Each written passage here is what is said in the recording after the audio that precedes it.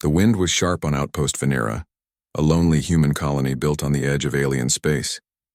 Red sand stretched endlessly across the horizon, and the air carried a low hum from the massive energy shields protecting the outpost.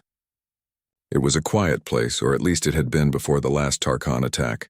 The Tarkhan were giants, armored skinned warriors who could crush steel with their bare hands.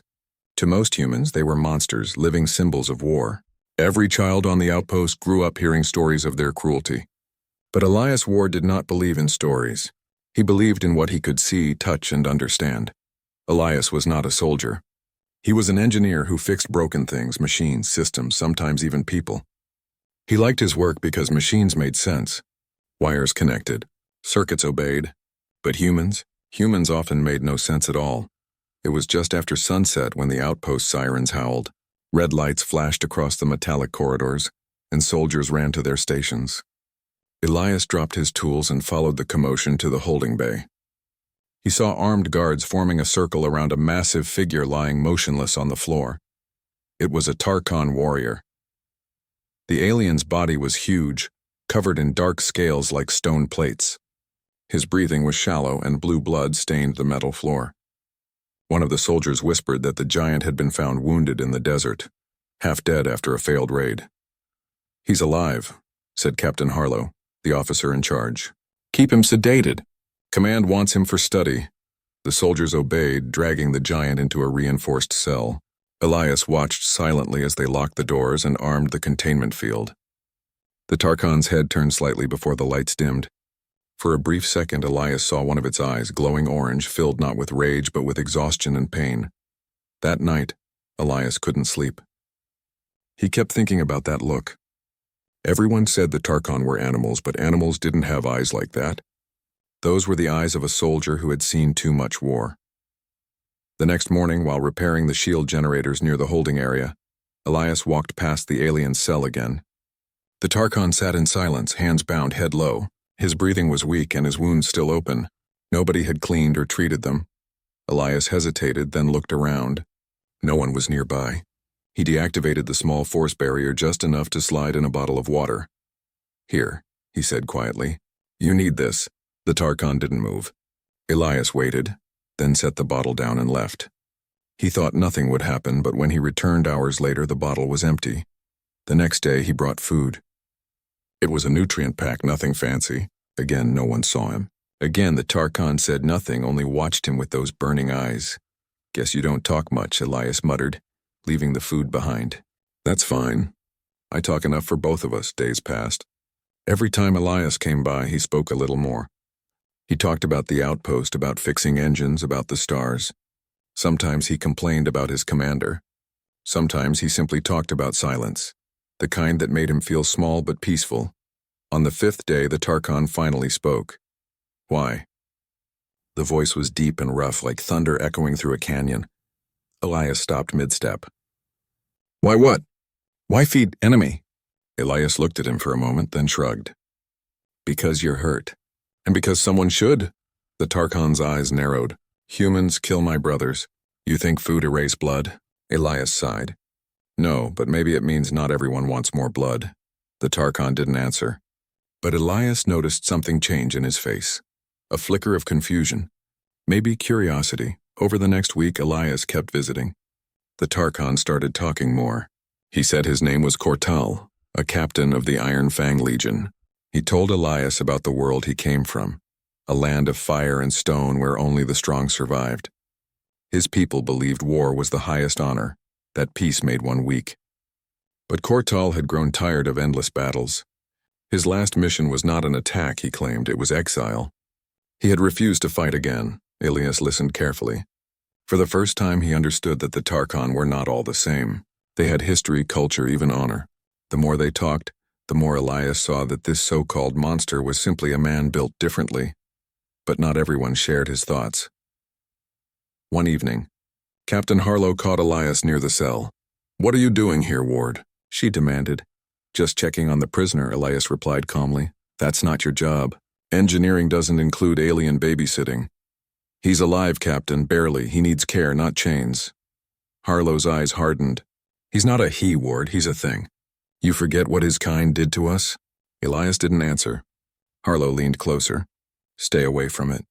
That's an order. He nodded, but his silence meant nothing. That night he returned again. Cortal greeted him with a low growl. Your leader hates me. She hates what she's been taught to hate, Elias replied. You probably hate us too. Cortal thought for a moment. I hate war. Hate cages. Hate lies. He looked up. You different. You not fear me? Elias smiled slightly. I don't think fear helps anyone. Cortal's gaze softened. Strange human. Outside, thunder rumbled. The outpost scanners had picked up something, an approaching vessel large and fast. Panic filled the control room. Tarkhan signals were detected in the sky. They're coming for him, Harlow said grimly. All units prepare for engagement. Elias overheard the announcement. His heart sank. If the Tarkhan attacked, everyone would die. He rushed to Cortal's cell. They're coming for you, Elias said quickly. You need to tell them to stop. Cortal looked away. They do not listen to me. I am fallen, exiled. To them I am nothing. Then what will happen? War, Cortal said simply. They think humans torture me. They will burn this place. Elias's chest tightened. He couldn't let that happen. He thought fast, searching for an answer, any way to stop the bloodshed. When the first shockwave hit, alarms blared. Red lights flashed again as the outpost trembled. The Tarkhan warship entered the atmosphere, its engines roaring like thunder gods. Soldiers ran to battle stations, shouting orders, loading plasma rifles. Activate defense grid, Captain Harlow yelled. Elias stood frozen for a moment, watching the sky turn red from the glow of the incoming ship. Then he made a choice. He ran to the cell controls. Elias, Cortal rumbled, what are you doing? Ending this, Elias said. If they think you're a prisoner, they'll attack. If you're free, maybe they'll listen. They will kill you. Maybe. But if I do nothing, everyone dies anyway. He pressed the override code. The containment field flickered, then vanished. The cell door slid open with a heavy metallic hiss. Cortal rose slowly to his full height. Standing face to face with him, Elias felt small, like a child beside a mountain. Yet there was no fear in him now. You would free me, Cortal said quietly, even if it means your death. I don't want your people to see humans as monsters, Elias said. Someone has to start somewhere. For a long moment, Cortal said nothing. Then, to Elias's surprise, the giant bowed his head. You have honor, human. I will not forget. Outside, explosions shook the air. Dust and alarms filled the corridor. Elias grabbed his tool bag and motioned to the exit. Come on. If we move fast, we can reach the outer gate before the next strike. The two ran together through smoke and chaos. Soldiers shouted as they passed, but none dared shoot at the massive Tarkhan walking beside the human engineer. To everyone's shock, Cortal didn't attack. He shielded Elias from falling debris, even pushed aside a burning girder that would have crushed him. They reached the open plains beyond the outpost walls. Above them, the Tarkhan warship loomed, black, enormous, alive with energy. Its cannons turned toward the base, ready to fire. Cortal raised his arms and roared, a thunderous sound that echoed across the desert. It was not a war cry, it was a command. The warship stopped firing. Moments later, smaller Tarkhan craft descended, surrounding them. Warriors stepped out, towering figures with weapons glowing. Elias stood his ground, breathing hard but refusing to run. He had come too far to back down now. Cortal looked at him once more. You stand beside me, human. Few of your kind would. Elias nodded. Maybe that's the problem. And then, as the Tarkhan warriors advanced and the sky burned red, Elias realized something powerful. Sometimes, friendship could stop what entire armies could not. The wind howled across the desert, carrying the sound of peace and fear tangled together. The outpost waited in silence, not knowing whether the next moment would bring death, or the first step toward understanding. And there, on that scarlet plain, stood the only human brave enough to befriend a giant alien warrior. The sky burned red as Tarkhan warships hovered above outpost Venera. The ground shook under the weight of their engines, and the air smelled of smoke and fear. Soldiers hid behind barricades, waiting for the first strike. No one knew what would happen next. In the middle of the empty plain stood Elias Ward, a lone human in a dusty uniform, and beside him, the towering alien warrior Cortal. The Tarkhan rescue troops surrounded them, weapons raised, unsure if they should attack or wait for orders. Cortal's deep voice thundered across the battlefield. Hold your fire! The Tarkhan commander stepped forward. He was even larger than Kortal, with black armor carved with scars of honor. His name, as Elias would later learn, was General Varrock, commander of the Tarkhan war fleet. Kortal, Varrock growled, "You live, but you stand beside a human.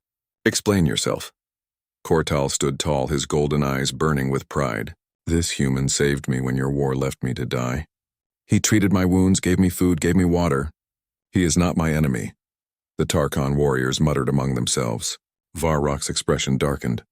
"You were exiled for refusing battle, and now you shame your blood by protecting a human?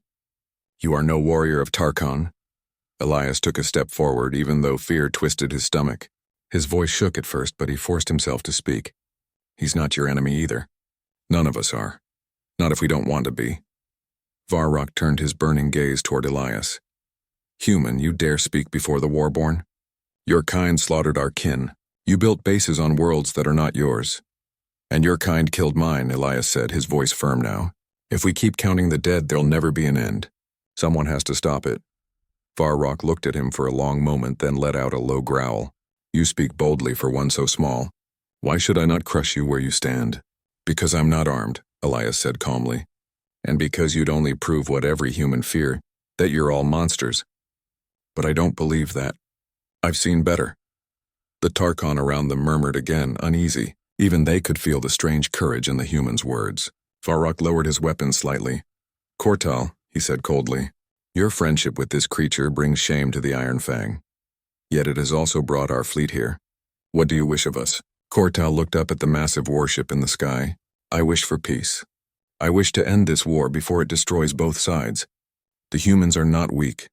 They are only afraid as we are." The commander's eyes narrowed. "Peace? There is no honor in peace. There is more honor," Kortal said quietly, "in protecting life than in taking it." For a long moment, no one moved. The wind blew dust between them, and the silence felt heavier than war itself. Finally, Varrock spoke. "You have changed, old warrior. I will not order your death today, but I cannot trust the words of a human." He pointed at Elias. "If you wish to speak of peace, you will do so before the Tarkhan Council. Let your courage be tested by our judgment." Elias blinked. "You're taking me with you?" Varrock's expression didn't change. "If you are brave enough to speak for your kind, then prove it." Kortal placed a heavy hand on Elias's shoulder. "You do not have to go." "They will not be kind," Elias met his gaze. "You said your people respect courage. Then maybe that's what I'll show them." Moments later, a beam of light surrounded them. The Tarkhan ship lifted them aboard. The Tarkhan warship was enormous, a floating city of black steel and roaring engines. Inside, the halls were wide enough for giants, lit by red energy veins pulsing through the walls. Everywhere Elias looked, he saw strength, weapons, armor, and warriors watching him with suspicion. Kortal walked beside him, towering but protective. Tarkhan's soldiers stepped aside when they saw him. Even in exile, his name carried power. They entered the council chamber, a circular hall filled with Tarkhan elders. Their scales shimmered like metal, and their eyes glowed faintly in the dark. Elias felt small, like a child standing before a storm. Varrock stood at the center. "Honored council," he began. "This human speaks of peace. I bring him before you to hear his words." The eldest Tarkhan, his voice deep as a drum, leaned forward. "A human here? Speak, little one. Tell us why we should not burn your colonies to dust." Elias took a deep breath. His heart raced, but his voice stayed steady. "Because burning us won't end anything. It will only start another war. My people will fight back, and yours will too. How many more must die before someone decides it's enough?" The elder hissed softly. "Your people mine our planets, take our lands, break our skies. You speak of peace while your armies build walls on our borders." "That's true," Elias said honestly. "Humans are greedy. We make mistakes. But so do you. You call us weak, but maybe we fight so hard because we're afraid. Maybe both our kinds are afraid of each other." A low murmur filled the room. Tarkhan warriors weren't used to hearing truth spoken without fear. Elias went on. "I met Kortal not as an enemy, but as a wounded being who needed help. I didn't see a monster. I saw someone tired of pain. If one human and one Tarkhan can understand each other, maybe our worlds can too." He looked at the elders one by one. "If you destroy Outpost Venera, you'll prove to my people that you're right to be afraid. But if you let us live, if you show mercy, You'll show them something stronger than fear. You'll show them honor. The chamber went silent. Even Kortal said nothing, his eyes fixed on the council. For a long time, no one spoke. Then the eldest Tarkhan rose slowly. You have courage, human. It burns brighter than your small body should allow. Another elder added, You speak truth, though it shames both our kinds. Varrock crossed his arms. What say you, council? The eldest Tarkhan looked at Elias. We will not attack your colony. Not today. But peace is not a word, it is a trial. We will send envoys to your leaders. Let them see if your courage is shared. Elias exhaled in relief. Thank you. Varrock nodded. Do not thank us, human. You have only bought a chance. The rest depends on your kind. Kortal placed a hand over his chest, a Tarkhan gesture of respect. You have done what I could not. You gave my people a reason to pause. Elias smiled tiredly. Maybe you gave them the same reason when you refused to fight. Varrock turned to the guards.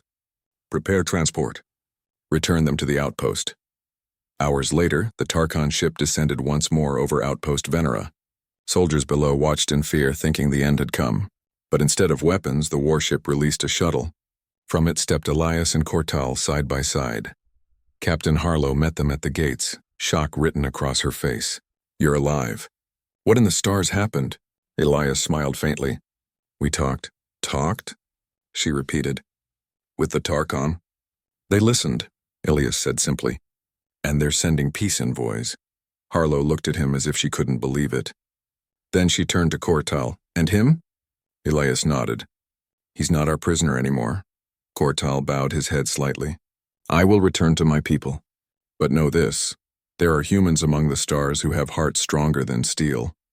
The council will remember that. Harlow lowered her weapon. For the first time, she looked at the giant alien not with hatred but with quiet respect. Then maybe there's hope after all. Kortal turned toward Elias. You are the first human to call me friend. The first to see me as more than a beast. And you're the first alien who ever called me brave, Elias said, smiling. I think we're even. The Tarkhan warship lifted off, its engines roaring as it disappeared into the red sky. For a long moment, the desert was silent again. Weeks passed. The war that had threatened to begin never came. Instead, Tarkhan envoys arrived at human space, carrying messages of cautious peace. Talks began, slow, difficult, but real. Elias became something of a legend. Soldiers whispered about the engineer who had stood before alien warriors and made them listen. He didn't care about fame. He only cared that no one else had to die because of fear. One evening, as the sun set over outpost Venera, Elias stood on the observation deck, watching the stars. A small transmission light blinked on his communicator. He opened it. It was a message from Kortal. The alien's deep voice filled the room. Elias Ward, the council remembers your words. I have been restored to my rank. The Iron Fang will no longer seek war with your kind. My people call you Star Brother. I call you friend. When the time comes, I will stand beside you again. Elias smiled quietly. Until then, my friend. He looked out at the horizon, the red desert glowing under the twin moons. Once it had been a place of fear. Now it was a symbol of hope. Years later, in the center of outpost Venera, a monument was built. Two figures stood side by side. One human, one Tarkhan. Their hands clasped in friendship. Beneath them, the words were carved in both languages.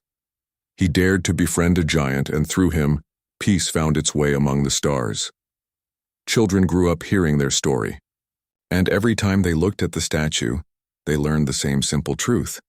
That courage was not about strength or weapons, but about the heart to stand beside someone different.